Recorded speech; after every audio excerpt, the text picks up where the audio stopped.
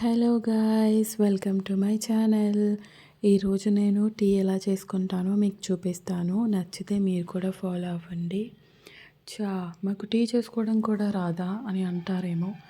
రాని వాళ్ళ కోసం చూసి నేర్చుకుంటారు కదా. మీకు చేయడం వచ్చినా కూడా ఒకసారి చూడండి. మీకు ఒకవేళ నచ్చితే మీరు కూడా ఫాలో అవ్వండి ఈ ప్రాసెస్. ఇక్కడ నేను 2 గ్లాసెస్ ఆఫ్ మిల్క్ తీసుకున్నాను. వీటిని ఆల్మోస్ట్ హాఫ్ అయ్యేంత వరకు బాయిల్ చేయండి. ఎందుకంటే బాగా బాయిల్ చేస్తే మిల్క్లో ఉన్న పచ్చివాసన పోయి మంచి ఫ్లేవర్ వస్తుంది మిల్క్లో. ఎప్పుడైనా మీరు టీ షాప్స్లో చూసారా, మిల్క్ బాగా బాయిల్ అయ్యి ఉంటుంది, పైన మలాయి కూడా వచ్చి ఉంటుంది. సో అందుకే మనం కూడా మిల్క్ని బాగా బాయిల్ చేద్దాం. తర్వాత నేను 2 tablespoons of tea powder వేసాను. నేనైతే 3 రోజెస్ టీ పౌడర్ వాడాను. ఇప్పుడు ఇక్కడ చూడండి, టీ కలర్ ఇలా ఉంది కదా. బాగా బాయిల్ అయిన తర్వాత మిల్క్లో టీ పౌడర్ కలర్ చేంజ్ అవుతుంది. అలా అవుతేనే టీ పౌడర్ బాగా బాయిల్ అయినట్టు, మిల్క్కి కూడా బాగా టీ పౌడర్ ఫ్లేవర్ పట్టుకుంటుంది అన్నమాట.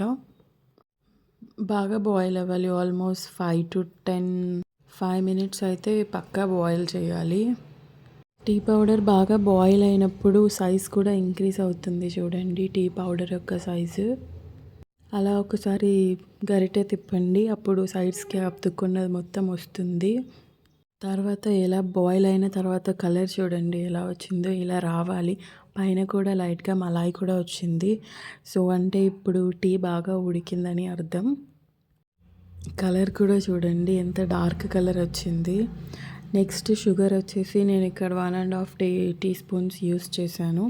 మీరు మీ షుగర్ లెవెల్స్కి బట్టి యూస్ చేయండి. నేనైతే షుగర్ ఎక్కువ తాగను కాబట్టి ఓన్లీ 1.5 కంటే తక్కువ వేసుకున్నా. టీ పౌడర్ ఉడికిన తర్వాతనే షుగర్ యాడ్ చేయండి. రెండు కలిపి యాడ్ చేస్తే టీ పౌడర్ సరిగా బాయిల్ అవ్వదు. చూసారు కదా కలర్ ఎలా వచ్చింది, ఎంత చిక్కగా వచ్చింది. అది సరిగ్గా కలర్ కూడా చాలా బాగా వచ్చింది. ఇలాగే కాసేపు బాయిల్ చేయండి. నేనైతే అలానే అంట. లైట్ కలర్లో ఉంటే అసలు టైం ఎక్కువ కలర్ ఉంటుంది, అప్పుడైతేనే వర్కౌట్ అవుతుంది. ఆ టీ అయితే బాగా బాయిల్ అయిపోయింది. And thanks for watching guys. Bye bye. Next video lo kaluddam.